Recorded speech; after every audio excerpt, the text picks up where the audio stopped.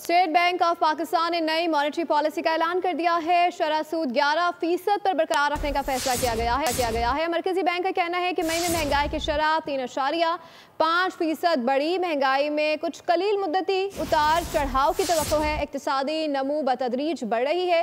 जून के अख्तिताम तक ज़र मुबादला ज़खायर $14 अरब तक पहुँचने की तवक्को है।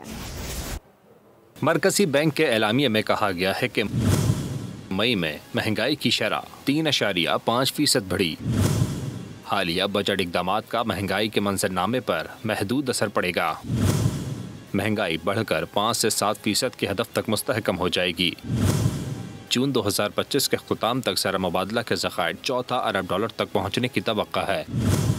एलामिये में कहा गया है कि तिजारती खसारे में मुस्तकिल इजाफा होता जा रहा है। बजट के मुजव्वज़ा इक़दामात तिजारती खसारे में मज़ीद इजाफा कर सकते हैं। आइंदा माली साल माशी तरक्की का हदफ 4.2% है। स्टेट बैंक के मुताबिक करंट अकाउंट मुतवाज़िन रहा। ज़राअत के शोबे ने रवा माली साल कमज़ोर कारकर्दगी का मुज़ाहरा किया। अप्रैल 2025 में जारी खाता तकरीबन मुतवाज़िन रहा। सब्सक्राइब करें और बेल दबाएं ताकि कोई खबर रह न जाए।